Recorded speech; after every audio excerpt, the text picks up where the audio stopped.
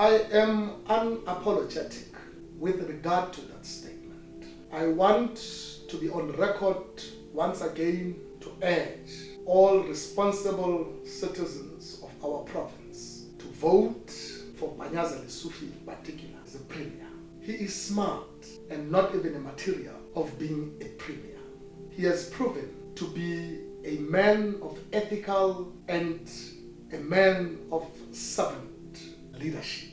Under his administration, Gauteng province has recovered on quite a number of gaps, which does not necessarily mean other administrations did not do as much as they were supposed to. But not even a myopic person can come and contest what this young man has done in improving the lives of the youth in the province. Many youth are employable today, not as a strategy that there are elections come, has always been in the forefront to ensure that there is employability of youth in the province. He has gathered strong men and women in different departments and is holding them accountable.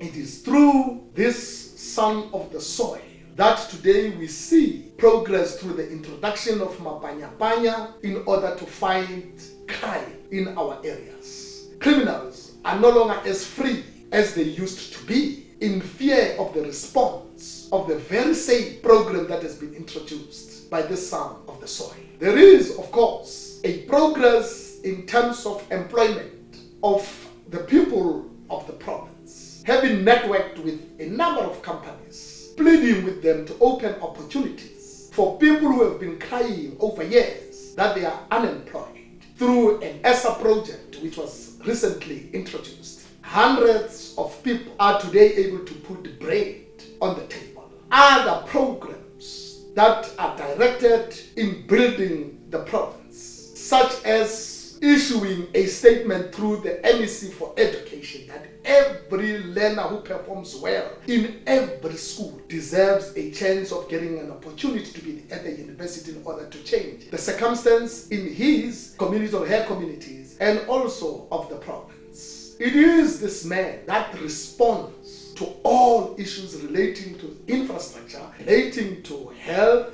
relating to safety and security in the area, not apologetic. Whether the church must participate in the field of politics. It's a debate that is centered around very narrow-minded people because you cannot divide a church from politics. What is politics in its definition?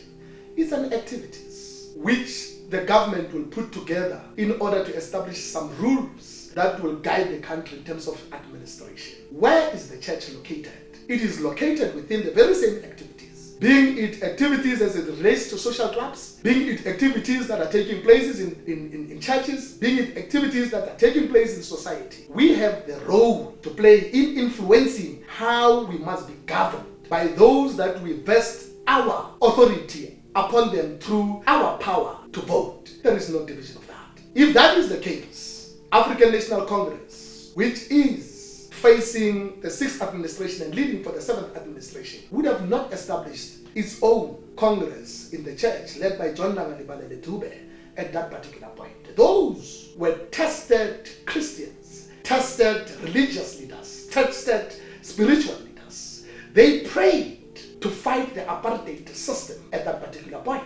And that is why you cannot separate the African National Congress from the existence of the church. It is the church that must hold government accountable in terms of moral behaviors, in terms of ethical behaviors, in terms of their own conduct. The church cannot be quiet. When things are going wrong, it is the church that must stand up and say, yeah, it is wrong. You have to fix. Otherwise, it will be in vain that the likes of Archbishop Tutu, the likes of Reverend Chikani, all the roles that they have played in the political arena cannot be seen today or be marginalized by people who doesn't even understand what is politics. Who said politics is an activity of politicians? It is an activity of all of us in different disciplines. We need to be converged at the center to allow Parliament to act on all the activities that we are putting before them so that they can establish some rules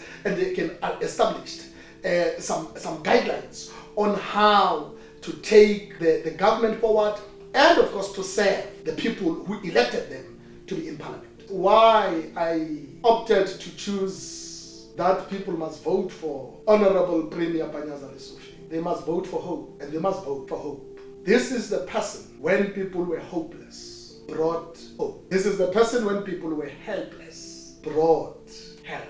And therefore, this is a person who have dirtied his hands, going through all walks of this province in making sure that there is peace and stability, in making sure that there are opportunities for the youth, in making sure that there is proper governance, and in making sure that criminals are put down without fear. And for that reason, in no way, members of this community, members of the province, will then have to compromise these people. I am sure even politicians, those that are contesting elections, when it comes to the province, I can tell you without any shadow of doubt, they will all be casting a vote for this young man. We may be having our views with regard to the operations of the Broad movement, but when it comes to the province, that man is an unethical, it's an ethical leader who deserves a chance. And for that reason, I'm urging all the Christians, I'm urging all religious leaders, spiritual leaders,